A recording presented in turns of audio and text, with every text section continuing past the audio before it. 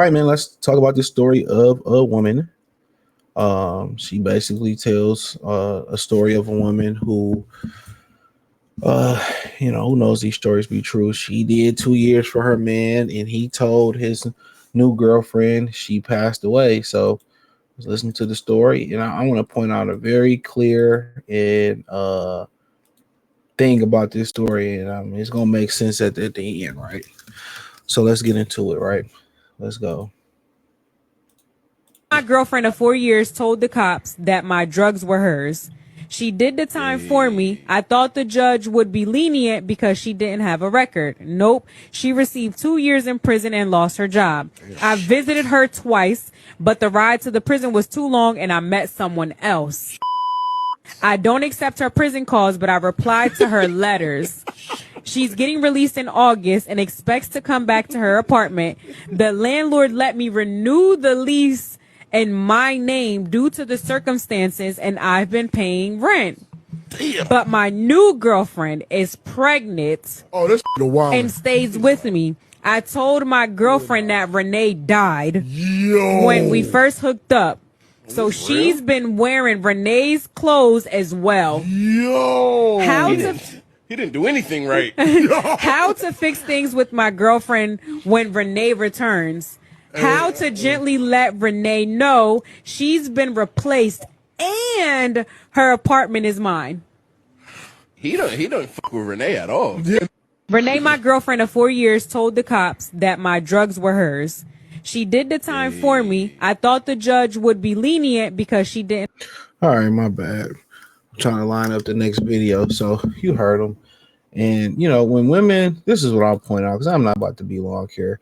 When women say, oh, man, I sacrifice, when they say, well, you get no benefit out of helping the man out or helping the man get on their feet, this is what they mean. They mean helping a thug, a gangster, a gangbanger, which a lot of them, a lot of women, they desire to be with those type of women in our community. A lot of women,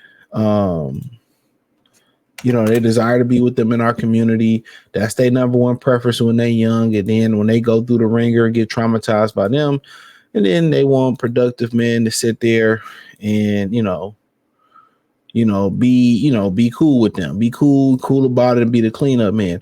So when they say they sharing that around, this is why when they say this is why I don't want to build with a black man, or, you black women saying that because, they do us dirty. These are the stories that they referring to because these are the type of dudes that they date. They don't want, they don't try to help productive black men out who just do a 9 to 5. You know what I'm saying? Who, come home, to them, a lot of women, it's not exciting when a man just go to work, come home to you and want to chill. He want to turn on his game. It's a problem. He want to chill in his room and just get a peace of mind. It's a fucking problem. You know what I'm saying? Like, so, a lot of women, that needs to be talked about. A lot of women force dudes to cheat. Real talk. A lot of women force dudes to cheat.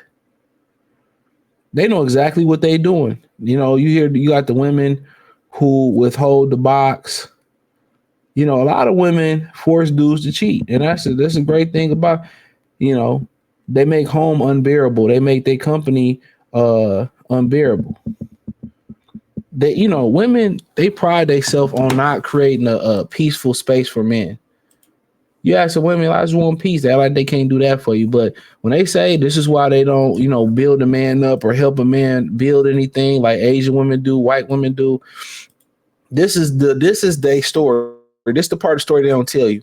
It's not a dude working a job with a vision to build and get a job or a vision to be a better man or a vision for something greater. No, it's a dude selling drugs, and they'll sit here and they'll take a bid, 2-year bid for a dude like that. But then, a dude say, you know what, we can't travel, we can't do this, that, and the third right now. But when I get it, my vision become clear and precise, and when I get it, we gonna be good.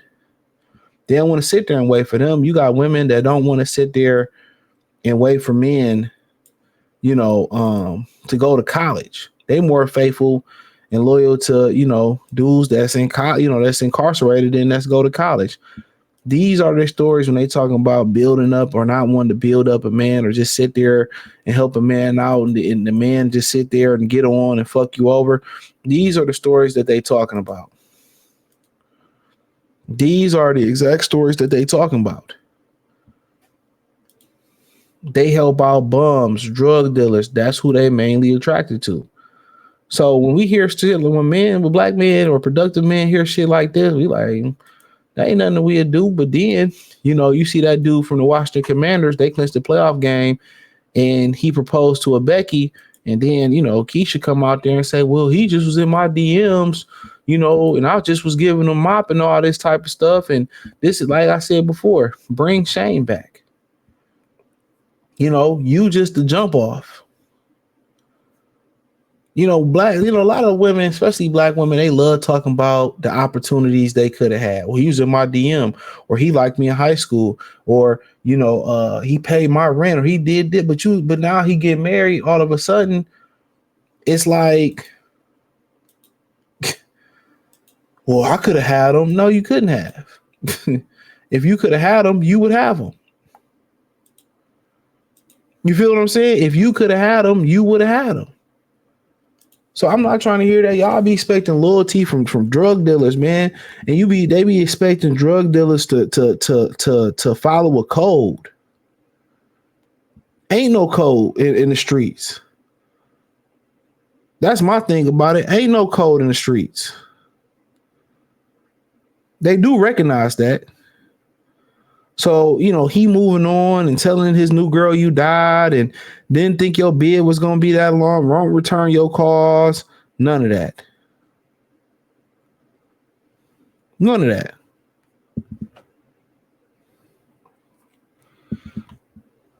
You took a bid for him, but a lot of women won't even make a productive man a sandwich. They won't even make their husband they won't make the guy man that makes sacrifices so they won't go to jail. The guys that won't do whole ass shit to them so they won't have to go to jail. They won't even make them a sandwich. These are the dudes that they truly desire. I'm telling y'all that. Especially when they're young in their prime. I've had women tell, oh, this is what I like. Dudes that are doing dirty, and you find it funny when you treat women good. When you treat a lot of these women good,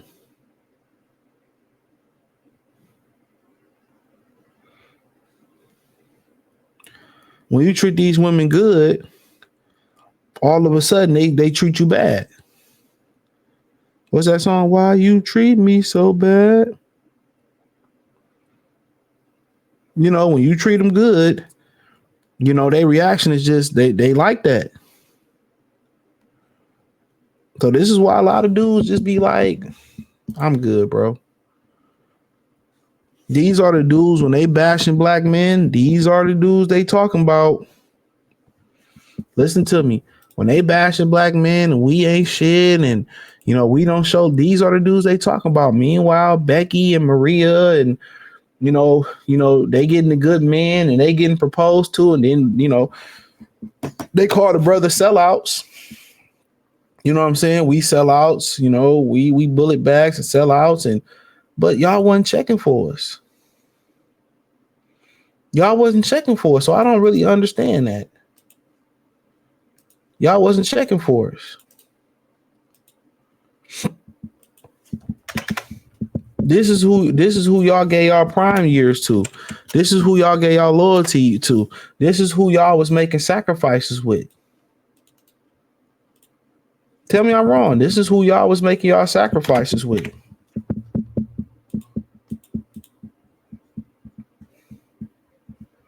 This is who y'all was willing to do for it. And I see it all the time. It's deep rooted in the community.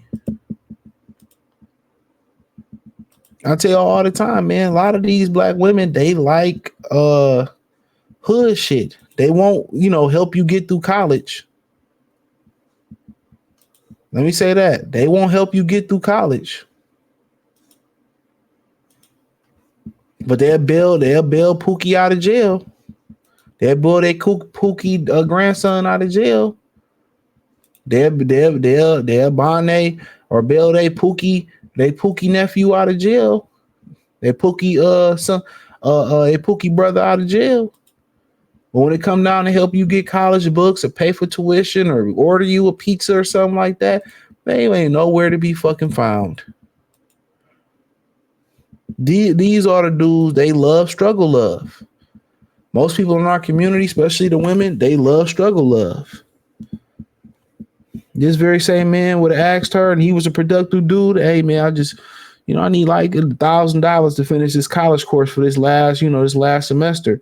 She wouldn't have did that, but she if he's selling drugs, she'd have did the time for him.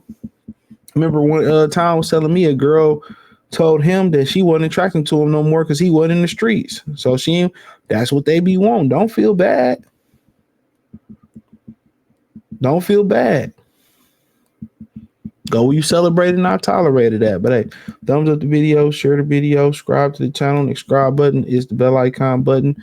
Hit all notifications, increase your chance, get notifications. We go live or drop video financially. You want to support the channel, Cash App Venmo, CJ Good 313.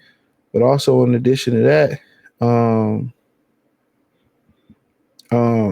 just hit the link in the description. Excuse me. That's where the real channel is at in the Patreon. Join the Patreon. You won't be disappointed. So appreciate y'all. Let me know what you think in the comment section. Peace.